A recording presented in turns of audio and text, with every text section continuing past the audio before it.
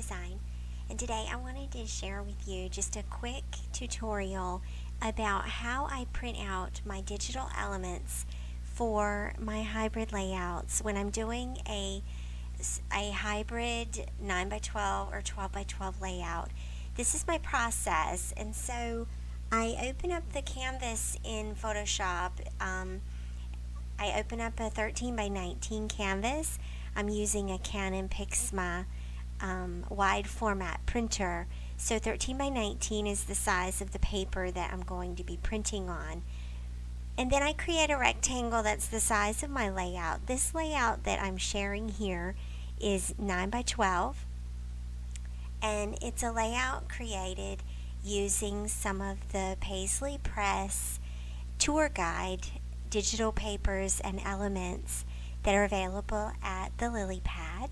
And so I will link below to all of those, to that collection, so that you can check it out as well. And once I have my overall canvas and my project size laid out, then I lay out the layout the way that I want it eventually to look, only I'm going to print out the individual elements so that I have the layers and I can put them together on my worktop after they've been printed. And so you can see here that I have a piece of patterned paper that is 9x12. That's the gray check. And then I've also added a small border across the bottom with another pattern paper. Those two pattern papers are actually from the Memory Keepers collection. So I'll link to those below as well for you. I also have my photo. It's a photo from Bermuda, and the size on that photo is approximately 9x7.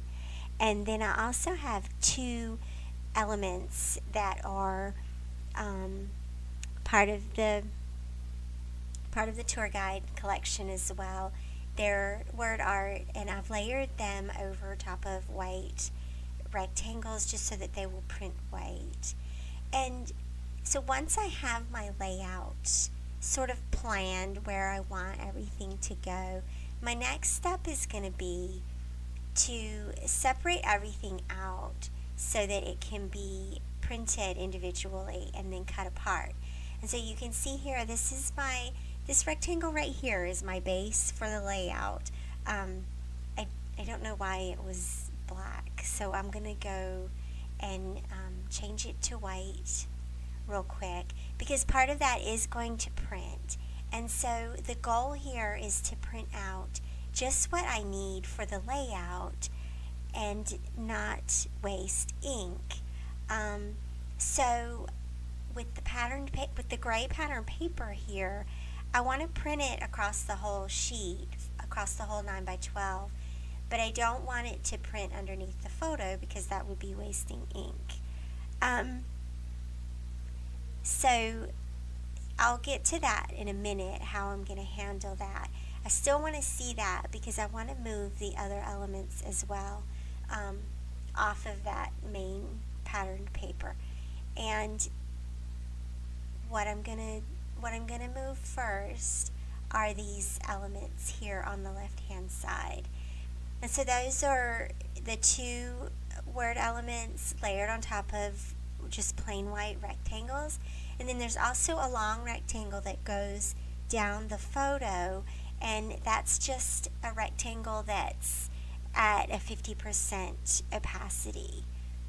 I need to clean up something just a little bit here. This main rectangle that's the base of the layout I noticed it was sort of off center here. So I'm going to just straighten that up real quick. And then once I get that fixed, then we'll zoom back out. Okay, there we go. So now I'm going to select the layers that those elements are on. They're the top elements here in my layers column.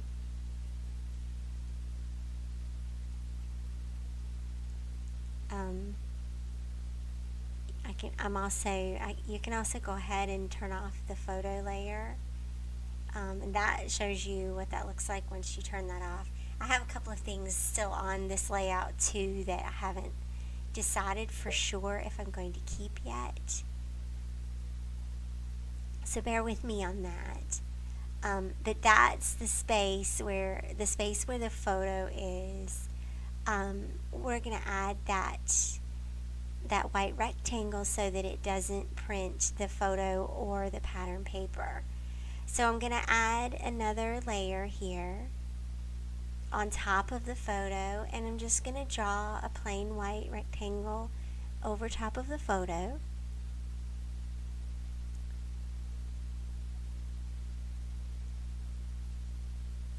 And then click OK. And that way we're telling it not to print anything there in that space. Now you can, if you want to print out the whole 9 by 12 in that pattern paper, you certainly can. My interest is in trying to conserve ink here, because that gets expensive.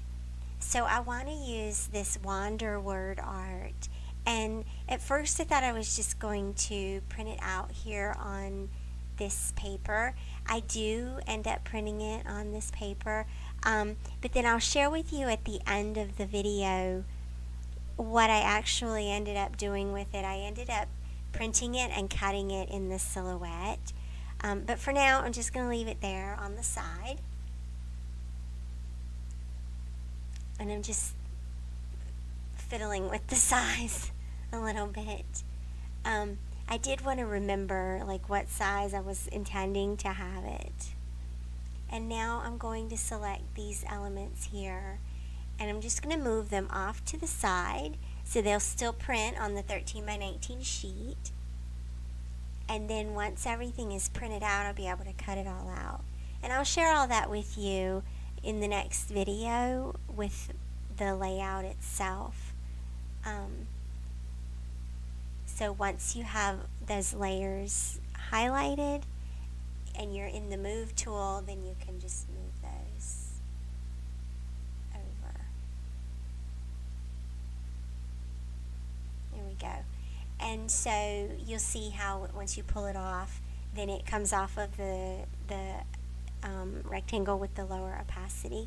Now I'm not worried so much about the height of that tourist card, because I can trim that wherever I decide to place it on the layout itself after I put it together. I'm going to alter this in one way. It says exploring my own town, and since we're actually in Bermuda, I don't want it to say our town. So I'm going to just take my eraser tool, and I have it on a size that's pretty small, and I'm just going to erase those words.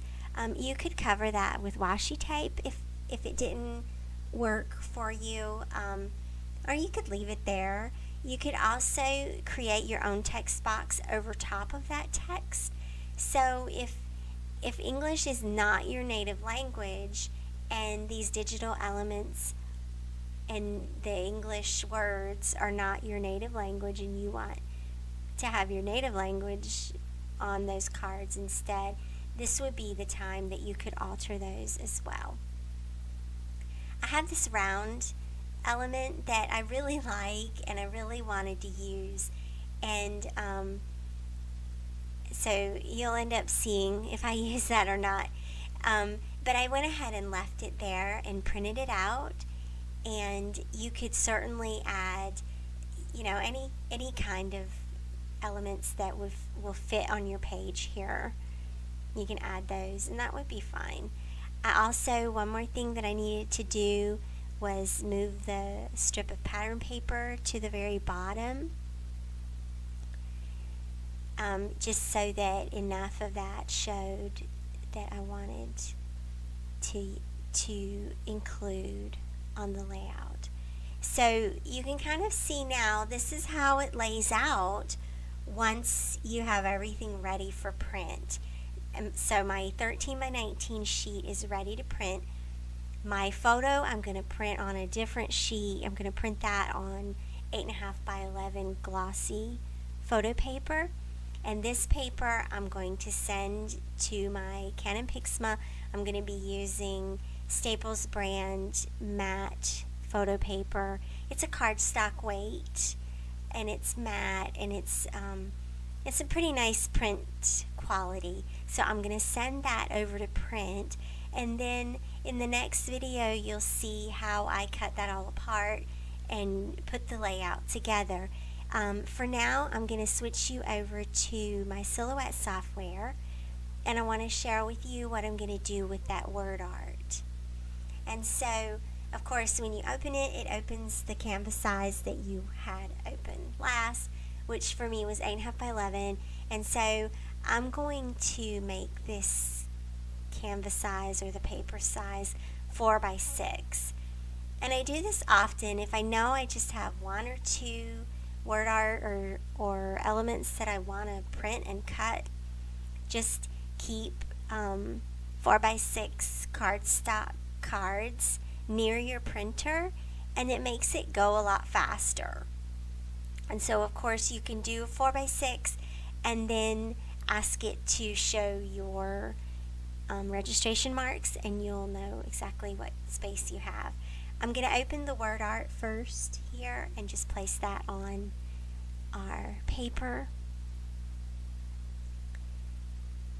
And there are always two word art in the files that Paislee Press includes. One is just the plain word art, and the other one is a sticker. And the sticker has a white border around it. And I don't know if I'm doing something wrong or what. I find that the plain black text traces better in Silhouette. And I know that the border image with the files is included for digital scrapbookers. I recommend, if you want a white border, go ahead and bring in the plain black text and then do an offset. And I'm going to show you how I do that. And I've showed that before in the past too. Honestly, this is the thing about having the Silhouette that I love the most and that I use the most, and that's the print and cut feature. And so once you have your word art placed on your canvas here, then I'm just going to send it to the printer on 4 by 6 matte photo paper, and I'm going to print it out. Now once you print this out, you don't want to move your word art because then it won't cut right. So print it out and then leave it, and then the next step will be to trace it, right? So send it to the printer, and then we're going to send it to the Silhouette. So it's just running through the cycle. I always do a preview, print preview, just to make sure that everything is all right. And then now I'm going to send it to the Silhouette. And before I send it to the Silhouette, I have to tell it what to trace. I have to tell it what to cut. So I'm going in the trace function and select trace area, and then I want to just highlight the whole word art.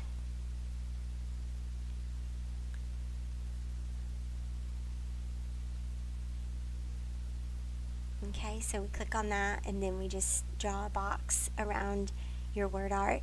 It traces pretty well, actually.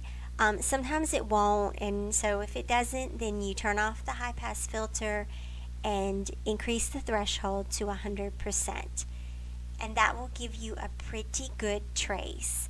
And so once you do that, then you click Trace Outer Area, and now you have a nice red border around your word art.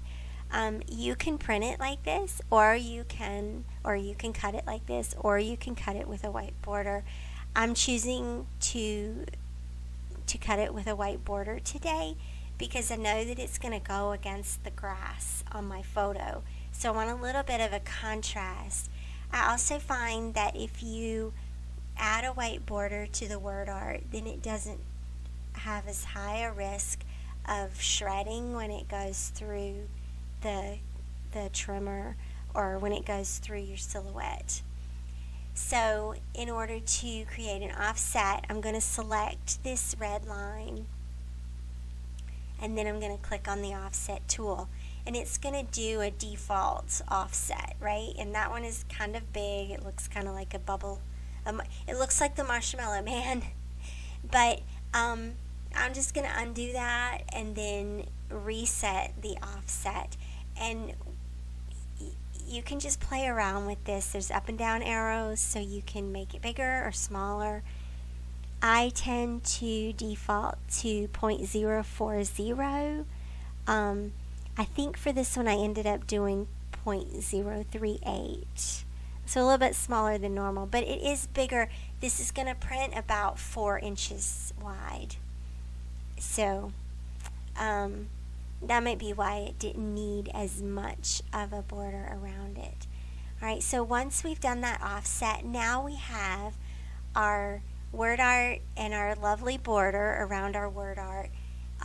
Don't forget to go back and delete the original trace lines that are closest to the word art, because we just want one trace line. And then you're going to send it to your silhouette just like you're going to cut anything else.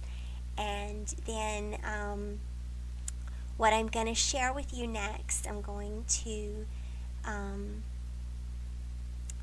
put the whole layout together, and that will be in my next video. So look for that, and I hope that this was helpful for you. If you have any questions at all, don't hesitate to leave me a comment below. I hope that you will like and subscribe to my channel, and thanks for watching. I'll see you back here again soon. Thanks again, you guys. Bye bye.